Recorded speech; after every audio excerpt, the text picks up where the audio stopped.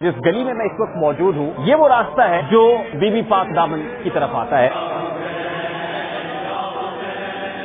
लाहौर में दरबार बीबी पाक दामन है और हजरत रुकैया बिनते अली सलामुल्लाह अलैहा से मंसूब है कि ये उनका मदफन है। क्या ये बात दुरुस्त है आगा साहब? ये कोई मुस्तनद तारीख तो नहीं। यहाँ पर 4 भी हमारे हैं, 5 भी हमारे हैं, 12 भी हमारे हैं, 14 भी हमारे हैं। रिवायत है कि हुजूर दाता अली हजवेरी रहमतुल्लाह अलैह यहाँ पर दरबार बीबी पाक दामन पे आया भी करते थे।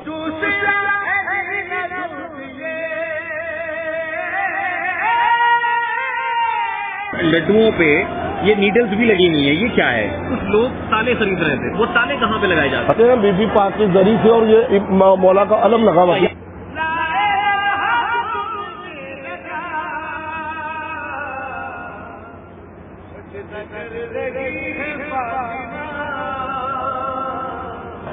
दर्द करता है ये। जो बुजुर्ग यहाँ मौजूद थे पत्तों की से आए हुए हैं, वो ये समझते हैं कि जब ये सरसों का तेल उन्होंने अपने घुटने पे लगाया है तो अल्लाह ताला इसकी बरकत से शिफा देगा। रोना भी जैसे है जो कहते हैं वो अमन है महावीर जो चाहो एक ऐसा बादशाह मेरा हुसैन है, ऐसा बादशाह हुसैन है। अस्सलाम वालेकुम, मैं हूं रेहान तारिक और आप देख रहे हैं आरटीएस स्पेशल। आरटीएस स्पेशल के प्लेटफॉर्म से मुहर्रमुल हराम की मुनासिबत से आज हम एक सफर का आगाज कर रहा है और इस सफर में पहला पड़ाव है हजरत बीबी पाक दामन सलामुल्लाह अलैहा के दरबार पर। जिस जगह पे हम पहुंचे हैं ये लाहौर का कदीमी इलाका है। मॉल रोड यानी शाहराए कायद आजम से होते हुए जब आप डेविस रोड पे आते हैं, डेविस रोड जहां खत्म होती है शिमला पहाड़ी यानी लाहौर प्रेस क्लब, वहां से दाएं जानिब जब आप मुड़ते हैं तो एक और शाहरा है जिसे एम्प्रेस रोड कहा जाता है। और एम्प्रेस रोड के मरकज में एक गली है, जिस गली में मैं इस वक्त मौजूद हूं ये वो रास्ता है जो बीबी पाक दामन की तरफ आता है।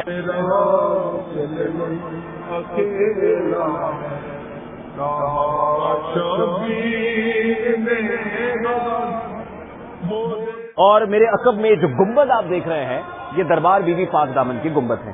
पेशतर इससे कि हम अंदर जाए, अंदर के मनाजिर हम आपको दिखाएं। संगतें आ रही हैं, नौहा ख्वानी हो रही है, राइट लेफ्ट आपको परचम भी नजर आ रहे हैं, अलम भी नजर आ रहे हैं। फिर मन्नतों और मुरादों के लिए लोग यहाँ से ताले भी खरीदते हैं, लड्डू भी लेकर जाते हैं। मुख्तलिफ कॉम्पोनेंट से जो अंदर जाके आपको दिखाएंगे, लेकिन उससे पहले जद्दोजहद कारगह हयात में कशाकश खैर और शर तो अज़ल से जारी है। बातिल कुव्वतें और अहले कुफ्र हक परस्तों को पाबंदे सलासल करते ही रहे हैं, लेकिन ये तो एक सोच है जिसे दबाया तो जा सकता है लेकिन मिटाया नहीं जा सकता। एहसास की ऐसी लौ है जिसे वक्त की रफ्तार मध्यम तो कर सकती है लेकिन बुझा नहीं सकती। वाक़या करबला एक वाक़या नहीं बल्कि रहती दुनिया तक एक पैगाम है।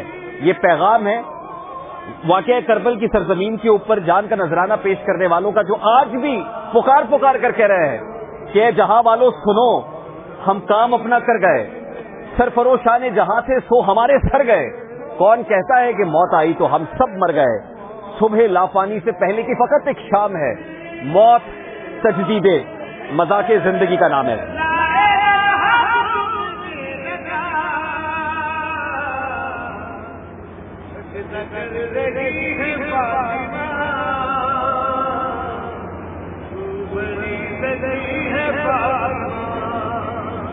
पेशतर इससे कि हम मरकजी दरवाजे की तरफ जाएं, अंदर दरबार के अहाते में पहुंचे। हजरत बीबी रुकैया बिनते अली सलामुल्लाह अलैहा उनसे मंसूब ये मरकज है और उनके हमरा मजीद 5 बीबियां यहाँ पर मदफून हैं। रिवायात है, तारीखी हवाले हैं, स्टेटमेंट्स हैं। हजरत रुकैया बिनते अली सलामुल्लाह अलैहा यानी हजरत अली करमल्लाहु वजहू की साहबजादी, हजरत अब्बास की हमशीरा और हजरत मुस्लिम बिन अकील की ज़ौजा जो रुकैया बिनते अली सलामुल्लाह अलैहा है, ज़ाहिर एक इंतहाई बरगुज़ीदा हस्ती है। वाक़या करबला में जाफिशानी और जिस अंदाज में इन्होंने इमाम आली मकाम का साथ दिया वो ढका छुपा नहीं है, रहती दुनिया तक अमर हो गया है। लेकिन इस हवाले से कुछ मुतज़ाद बातें भी हैं। एक बहुत बड़ा सवाल जो किया जाता है वो ये है कि क्या واقعی یہاں پہ حضرت رقیہ بنت علی سلام اللہ علیہا ہی مدفون ہے، وہی ہے جن سے منسوب دربار بی بی پاک دامن ہے. اس حوالے سے کچھ لوگوں کا خیال ہے کہ 2005 میں ایک خط حکومت پنجاب کی جانب سے وہاں بھیجا گیا روضہ عباس پر، اور وہاں سے جواباً جو خط آیا 10 سال کے بعد، اس میں لکھا گیا کہ ہاں حضرت رقیہ بنت علی سلام اللہ علیہا ہی یہاں پر مدفون ہے. اور پھر وہ یہ کہتے ہیں، شان نزول یہ بیان کرتے ہیں کہ واقعہ کرب و بلا کے بعد جب بیبیاں مدینہ الرسول صلی اللہ علیہ وآلہ وسلم کی طرف گئیں، جب وہاں پر حالات تنگ کیے گئے تو پھر انہوں نے وہاں سے کوچ شروع کیا، اور پھر مکران کے راستے یعنی بلوچستان کے راستے وہ یہاں پر اس قدیمی علاقے میں پہنچی تھی، اور یہیں پر ان کا مدفن موجود ہے. لیکن کچھ لوگ یہ خیال کرتے ہیں کہ نہیں یہ وہ نہیں ہے، کیونکہ ظاہر ہے حضرت بی بی رقیہ بنت علی سلام اللہ علیہا کے لیے پاک دامن لکھنے کی ان پرٹیکولرلی ضرورت ہی نہیں ہے. وہ تو خانوادہ رسول صلی اللہ علیہ وآلہ وسلم سے ہے، وہ تو پاک دامن ہے، اس میں تو کوئی شک و شبہ ہی باقی نہیں رہ جاتا. تو پھر پاک دامن ان بیویوں کو کیوں کہا گیا؟ تو وہ کہتے ہیں کہ اصل میں یہ ترمذی خانوادے سے تھی، اور موچی گیٹ کا جو قدیم علاقہ ہے وہاں پر ان کے والد گرامی کا دربار بھی موجود ہے. یہ ان کی صاحبزادیاں ہیں جو یہاں پر دفن ہے، اور حضرت داتا علی حجویری رحمۃ اللہ علیہ کی مناسبت سے لاہور کو داتا کی نگری کہا جاتا ہے. تو یہ بھی کہا جاتا ہے، یہ بھی روایت ہے کہ حضور داتا علی حجویری رحمۃ اللہ علیہ یہاں پر دربار بی بی پاک دامن پہ آیا بھی کرتے تھے. بہت ساری باتیں ہیں، اندر جائیں گے اور اندر جو مرکز تجلیات ہے وہاں پر کیا مناظر ہیں، وہاں پر کیا جذب و مستی کی کیفیت ہے، وہاں کون لوگ آتے ہیں، کون اپنی منت مرادیں کس انداز میں لے کر پہنچتا ہے، علم غازی عباس علمدار کے سائے میں کیا رکت آمیز مناظر ہوتے ہیں، وہ بھی آپ کو دکھائیں گے. یہ سارے کمپوننٹس آج اس گلی سے ہوتے ہوئے اس مرکزی دروازے سے داخل ہوتے ہوئے دربار کے احاطے میں پہنچیں گے. علم کے رائٹ لیفٹ جو مناظر ہے وہ بھی دکھائیں گے، اور دربار کے احاطے کے اندر جو بیویاں مدفون ہیں ان کے حوالے سے بھی بہت سی باتیں آج کرنی ہے. تو آرٹیز اسپیشل جو محرم الحرام کی مناسبت سے ہم ریکارڈ کر رہے ہیں، اس سفر میں آپ میرے ساتھ رہیے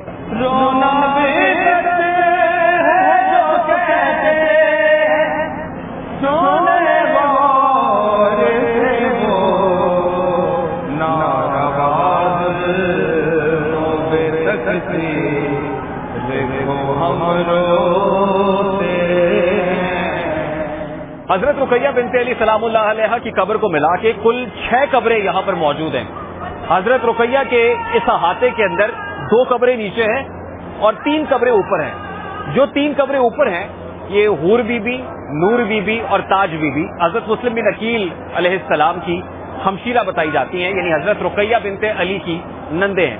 اور جو 2 قبریں نیچے واقع ہیں یہ حضرت رقیہ بنت علی سلام اللہ علیہا کی صاحبزادیاں بتائی جاتی ہیں. تو کل ملا کے یہ 6 بیبیاں تھیں روایت کے مطابق، جو واقعہ کرب و بلا کے بعد مدینہ الرسول صلی اللہ علیہ وآلہ وسلم سے روانہ ہوئی، مکران کے راستے اس جگہ پر پہنچی، اور پھر ان کا مدفن یہاں پر واقع ہے.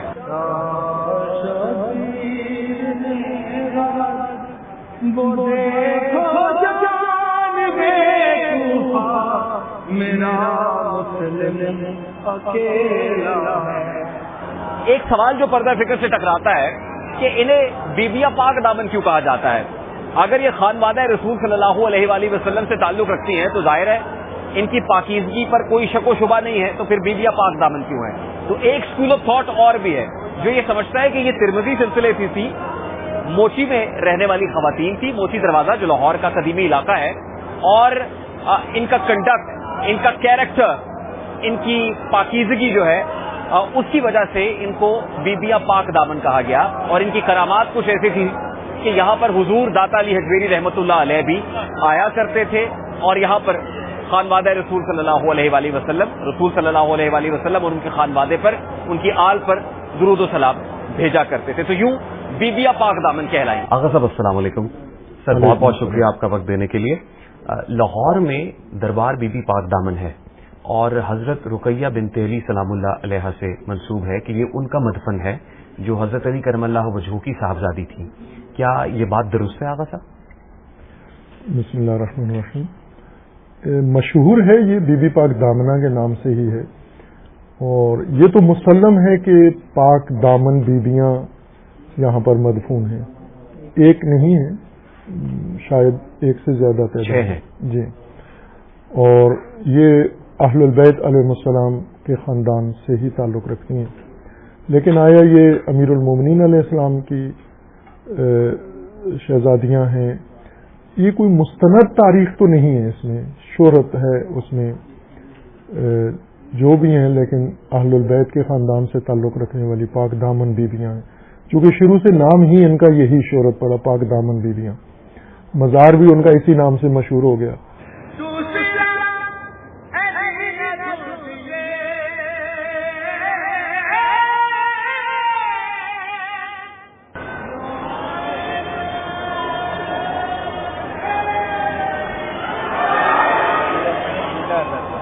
درد کرتا ہے یہ. آپ کہاں سے آئے ہیں؟ کہاں سے ہیں آپ؟ کس جگہ سے آئے ہیں آپ؟ پتو کی سے آئے ہیں. یہاں پہ کیوں آئے آپ؟ کس لیے؟ یہ سرسوں کا تیل ہے اس میں چراغ میں، اور آپ نے اپنی ٹانگ پہ لگایا ہے. آپ کا عقیدہ کیا ہے؟ اس سے کیا ہوگا؟ اللہ کی ذات دیے جل رہے ہیں، اس میں سرسوں کا تیل ہے. اور ہوتا یہ ہے کہ جو لوگ اپنی منتیں مرادیں یہاں پہ مانگتے ہیں وہ دیوں میں سرسوں کا تیل ڈالتے ہیں، اور جب منت پوری ہو جاتی ہے تو اس میں دیسی گھی ڈالا جاتا ہے، دیسی گھی کے چراغ جلائے جاتے ہیں. ابھی جو بزرگ یہاں موجود تھے پتوں کی سے آئے ہوئے ہیں، وہ یہ سمجھتے ہیں کہ جب یہ سرسوں کا تیل انہوں نے اپنے گھٹنے پہ لگایا ہے تو اللہ تعالیٰ اس کی برکت سے شفا دے گا.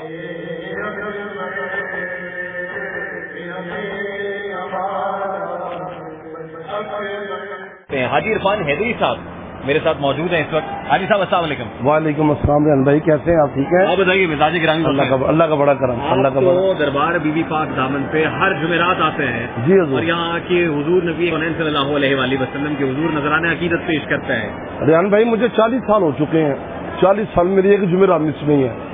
آستانہ عالیہ بی بی پاک دامنہ کے میں درباری نعت خان ہوں، اور یہ بی بی پاک نے مجھ پہ بڑی کرم نوازی فرمائی ہے. میرے اللہ کا فضل ہے، یہ سارا فضل میرے اللہ کا ہے کہ میری ڈیوٹی یہاں پر بی بی پاک کے آستانے پہ لگی ہوئی ہے. ہر جمعرات مس نہیں ہے. آندھی آئے طوفان آئے جہاں بھی ہو، دنیا کے کسی کونے میں ہم ہونا، جمعرات کو ہم انشاءاللہ بی بی پاک کے آستانے پر میلاد مصطفیٰ صلی اللہ علیہ وسلم کی حاضری پیش کرتے ہیں. میں نہیں ان پر قربان زمانہ ہے، ایک میں ہی نہیں ان پر قربان زمانہ ہے، جو رب دو عالم کا محبوب یگانہ ہے. یہ لڈو ہیں، یہ لڈو ہے منت کے ہیں، منت کے لڈو. منت کے لڈو ہیں. باہر سے لاتے ہیں لوگ اپنے جن کی منت پوری ہو جاتی ہے وہ یہاں پہ رکھ دیتے ہیں، اور پھر جو جن کی منت پوری نہیں ہوتی وہ لڈو اٹھا کر کھاتے ہیں. اللہ بیٹا دے دیتا ہے، کسی کو شفا مل جاتی ہے. لیکن ہم یہ دیکھ رہے ہیں کہ یہ لڈوؤں پہ یہ نیڈلز بھی لگی ہوئی ہیں، یہ کیا ہے؟ یہ انہوں نے رسمی طور پہ چھلا کہتے ہیں اس کو. چھلا. اچھا یہ چھلا ہے. چھلا جو کھاتا ہے رنگ ہے، پھر جو کھاتے ہوئے رنگ پہن لیتے ہیں. جب پھر منت پوری ہوتی ہے پھر دوبارہ لڈو لے کر یہی رنگ ان کے اوپر لگا دیتے ہیں منت کے بعد، جب ان کی منت پوری ہو جاتی ہے. لوگ یہاں آتے ہیں، لڈو لاتے ہیں، اس پہ رنگ لگا دیتے ہیں. جو یہاں سے لڈو اٹھا کے کھاتا ہے وہ رنگ نکال کے اپنے ہاتھ میں پہن لیتا ہے، تو منت رکھ لی ہے. منت ہو گئی. جب منت پوری ہو گئی تو پھر وہی رنگ اگلے لڈو کے اوپر لڈو کو لگا دینے. اگلے لڈو کو بے شک آپ صحیح پہنچ گئے. حضرت رقیہ بنت علی سلام اللہ علیہ کا جو مدفن ہے وہ جنت البقیع میں ہے. جی کیا یہ بات درست ہے؟ اگر یہاں نہیں ہے تو کیا جنت اس البقیع؟ طرح تاریخ ہے کہ اس وقت کے حساب سے دیکھیں ہم تو یعنی کوئی ایسی مضبوط سند تو ہمارے پاس نہیں ہے. نفی بھی نہیں کر سکتے ہم کہ ایسا نہیں ہو سکتا، ممکن نہیں ہے. ہر چند اس وقت کے حالات کے مطابق شاید یہ بعد میں اس امیر المومنین یا امیر المومنین کی اولاد کے زمانے سے بعد میں یہ واقعہ ہوا ہے. کوئی اور بیویاں امیر المومنین کی اولاد سے نسل سے آئی ہیں اور انہوں نے یہاں کے بسیرا اختیار کیا ہے، جیسا کہ سادات اور اہل البیت کے خاندان سے اور تعلق رکھنے والی شخصیات بر صغیر میں، کشمیر میں، مختلف علاقوں میں، ایران میں جگہ جگہ آئی ہیں. لیکن وہ جو پہلی نسل ہے اہل البیت علیہ السلام کی، اس میں سے کوئی ثبوت ایسا نہیں ملتا کہ وہ بھی آئے ہوں ادھر. اور میں نے دیکھا ہے باہر ابھی جب ہم آ رہے تھے دربار کی طرف تو راستے میں کچھ لوگ تالے خرید رہے تھے. تالے وہ تالے کہاں پہ لگائے جاتے ہیں؟ ریحان بھائی تالے وہ لگاتے ہیں بی بی پاک کے ذریعے سے, اور یہ مولا کا علم لگا ہوا یہاں سے میں دیکھ رہا ہوں. ہاں وہ پیچھے مولا کا علم ہے. وہ اپنی منت تالے لگا دیتے ہیں, وہ خود آ کے تالے لگاتے ہیں. جب منت پوری ہو جاتی ہے پھر تالے کھول دیتے ہیں. تالے کو لگا کے چابی لے جاتے ہیں. چابی لے جاتے ہیں. جب منت پوری ہو جاتی ہے تالا کھول دیتے ہیں. تو تالا کھول دیتے ہیں. یہ دیکھیں تالا کھول جاتا. اور اللہ کے فضل سے, یہ میں آپ کو ایمانی پرانی بات کر رہا ہوں ریحان بھائی, میں نے اپنی آنکھوں سے 40 سال میں بڑی بڑی کرامتیں دیکھی ہیں. میرا نام نعمت علی شاہ ہے. میں گرین ٹاؤن باگڑیاں سے آیا ہوں ادھر پرسہ دینے کے لیے. بی بی پاک کے در اقدس سے 40-45 سال سے ادھر بی بی پاک کے در پہ پرسہ دینے کے لیے آ رہا ہوں. یہ میرا خاندان پورا, میرے بچے میرے ساتھ ہیں, اور یہ بی بی پاک کا دیا ہوا ہے مجھے سارا کچھ. اور یہ عظمتوں والی بی بی ہے, جنت والے ہیں یہ. اگر کسی کو بھی مومنین کو جنت چاہیے تو وہ انہیں چاہیے کہ وہ بی بی پاک کے در اقدس پہ آئے. اور جو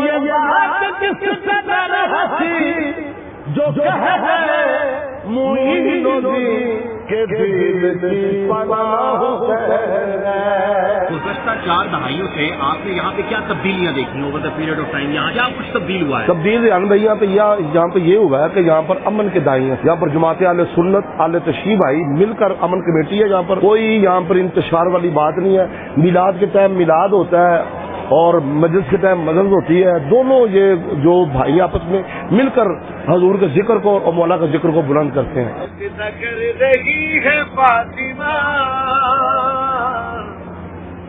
بڑی سچی ہے فاطمہ, اختیار خود کے باوجود,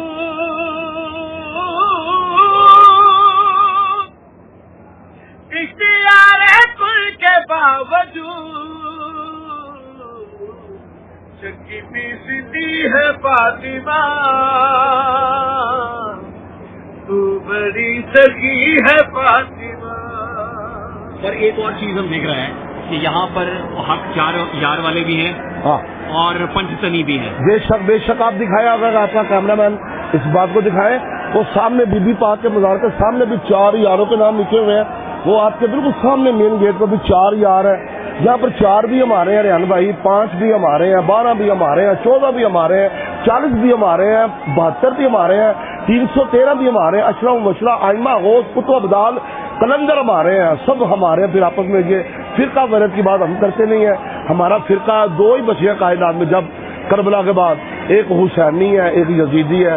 الحمدللہ ہم حسینی ہیں اور جماعت اہل سنت کے دائی ہیں, اور ہم تمام فرقوں کا ادب کرتے ہیں. شہنشاہ نقوی صاحب کی ایک اسٹیٹمنٹ ہی میں دیکھ رہا تھا, وہ یہ کہتے ہیں 2005 میں حکومت پنجاب نے خط لکھا تھا اور روضہ عباس پہ گیا, اور پھر وہاں پہ سے جو وہاں کے محققین ہیں انہوں نے 10 سال بعد اس کا جواب دیا, اور پھر ایک لیٹر ایشو کیا اور اس پہ ایک اسٹیمپ تھی کہ واقعی حضرت رقیہ بنت علی کا مدفن ہے. تو کیا اس طرح کا پروسیس ہوا ہوگا یا اس طرح کا پروسیس لیجیٹمیٹ ہے؟ اب ظاہر ہے کہ وہ کہنے والے خود اپنی بات کا ثبوت دے سکتے ہیں اور ذمہ داری لے سکتے ہیں. باقی علماء, میں نے تاریخ یا علماء یا جو اس تاریخ کے ماہرین ہیں, نسب کی تاریخ کے اور اہل البیت کے تذکروں میں, تو زیادہ حوالہ تو ان کا بنتا ہے. اب پنجاب گورنمنٹ اور فلاں گورنمنٹ, ان کے مستند حوالہ نہیں, گورنمنٹ کی صنعت سے کوئی اتنا مستند. اور پھر ایک بات یہ ہے کہ بیویاں پاک دامن کہنا, ظاہر ہے اگر وہ حضرت علی کرم اللہ وجہہ کی صاحبزادی ہیں اور پھر آگے سے, تو ان کے بارے میں تو ایسا کوئی شک شبہ ہے ہی, وہ تو ہے ہی پاک ہیں. وہ ہوں یا بعد والی ہوں, ان کے پاک دامن ہونے میں کوئی شک و شبہ نہیں ہے, چونکہ ان کی شہرت ہی اسی نام سے ہوئی ہے, پاک دامن بیویاں. تو ظاہر ہے کہ یہ شہرت ایسے نہیں بن جاتی. یہ شہرت اس وقت بنتی ہے کہ جب لوگوں نے انہیں دیکھا ہو, انہیں جج کیا ہو, ان کے ساتھ آنا جانا رکھا ہو, تو اسی وقت کسی کے اوپر یہ نام بن جاتا ہے. ان کے اصل نام سے زیادہ یہ نام ان کا مشہور ہو گیا ہے. تو پاک دامنی ان کی ایک وہ چیز تھی جو اس معاشرے نے, سماج نے دیکھی, آنکھوں سے دیکھی.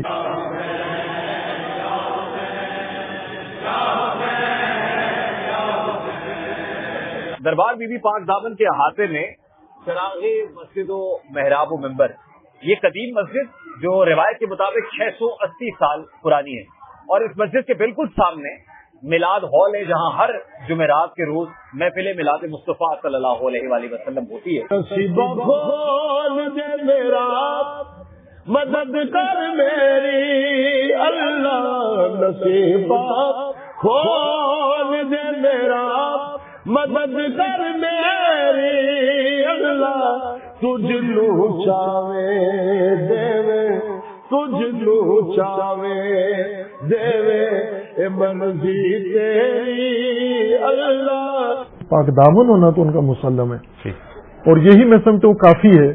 اب پہلی نسل تھی، دوسری نسل تھی، تیسری نسل تھی، یہ تاریخی لحاظ سے تو اہم ہے، لیکن لوگوں کی عقیدت کے لحاظ سے کوئی فرق نہیں ہونا چاہیے کہ امیر المومنین کی بیٹی تھیں یا امیر المومنین کی پوتی تھیں یا امیر المومنین کی تیسری چوتھی نسل سے تھیں. اس میں کوئی فرق نہیں ہونا چاہیے. جو ان کا احترام بنتا ہے وہ بنتا ہے. وہ اہل البیت کے خاندان سے تھیں اور ان کا تعظیم کرتے ہیں لوگ، یہاں پر ان کی تعظیم کرتے ہیں.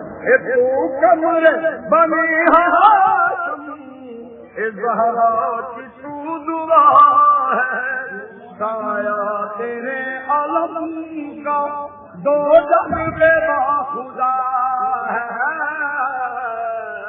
یہ جملہ ہے حضرت معین چشتی اجمیری رحمہ کا. اور شاہ است حسین، بادشاہ است حسین، دی است حسین، دی پناہ است حسین، سرداد نہ داد دست در دست عزیز، حقا کے بنا الہ الہ است حسین. امن کا مہر مہابی، امن کا مہر مہابی، جو شاہوں کا ہے شاہ بھی، ایک ایسا بادشاہ حسین میرا حسین ہے، ایسا بادشاہ حسین ہے. اور یہ بات کس قدر ہنسی جو کہہ گئے معین دی کہ دین کی پناہ حسین ہے. ہم اس وقت دربار بی بی پاک دامن کے احاطے میں غازی عباس علمدار کے علم کے سائے تلے موجود ہیں، اور عجیب جذب و مستی کی کیفیت ہے. لوگ یہاں پہ آتے ہیں، دیے جلا رہے ہیں، یہاں پر اپنی منتیں اور مرادیں مانگ رہے ہیں، گڑ گڑا رہے ہیں، زار و قطار رو رہے ہیں. میرے ساتھ اس وقت ندیم عباس صاحب اور ان کے صاحبزادے مرتضیٰ صاحب موجود ہیں، اور ندیم عباس صاحب سے ہم یہ جاننے کی کوشش کر رہے تھے کہ ندیم صاحب یہاں پہ آ کے لوگ روتے کیوں ہیں. تو انہوں نے کہا کہ میں ایک کلام کی صورت آپ کی اس بات کا جواب دوں گا کہ لوگ یہاں آ کر کیوں روتے ہیں، اور رونے والوں پہ تنقید کا جواب یہ کس انداز میں دیتے ہیں. میں چاہتا ہوں ندیم عباس صاحب آپ اور مرتضیٰ صاحب آپ کچھ عطا کیجیے. رونا بھی جاتے ہیں جو کہتے ہیں سونے غور سے وہ، رونا بھی جاتے ہیں جو کہتے ہیں سونے غور سے وہ، نارواز بے سکتی دیکھو ہم روتے ہیں، نارواز بے سکتی دیکھو ہم روتے ہیں. لیکن ذاکرین جو ہیں وہ اپنے حساب سے خطبہ ذاکرین کا ایک اپنا، وہ مستندات کے زیادہ معتقد نہیں ہوتے، وہ عوام پسند باتیں زیادہ کرتے ہیں جو عوام کو پسند آئیں. بے شک اللہ کو پسند ہو یا نہ ہو، یا رسول اللہ کو پسند ہو یا نہ ہو، بس عوام کو پسند ہو، چونکہ خرچہ عوام کرتے ہیں، انہیں پیسے عوام دیتے ہیں. انشاءاللہ اللہ ہم سب کو توفیق دے، ہم سچ بیان کریں، حقیقت بیان کریں اور صحیح مستند دین بیان کریں انشاءاللہ. اللہ تعالیٰ آپ کی کوششوں کو قبول فرمائے اور جزائے خیر دے. اللہ بہت شکریہ. ماشاءاللہ. Thank you sir.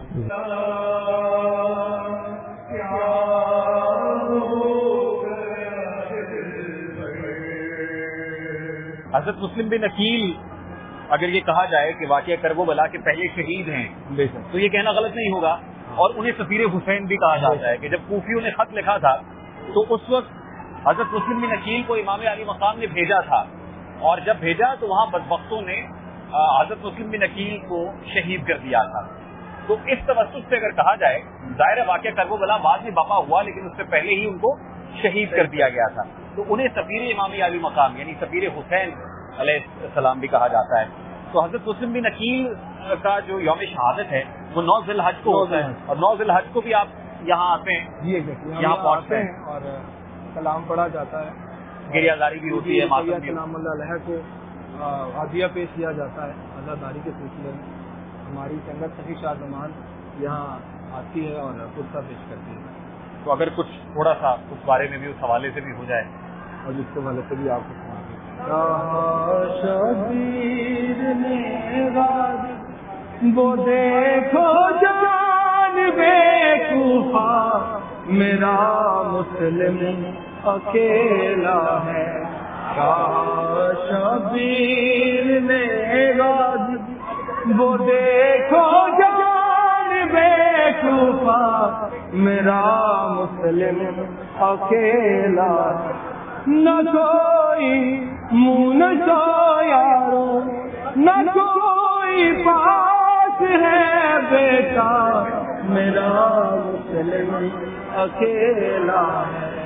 कहा शबीर ने वो देखो जान बेकूफा मेरा मुस्लिम अकेला है। हज़रत मुस्लिम बिन अकील को फुर्सत ले दिया है, अल्लाह करे ज़ोरे बयां और ज्यादा। बहुत बहुत शुक्रिया नदीम अब्बास साहब आपका, मुर्जा साहब बहुत शुक्रिया आपका।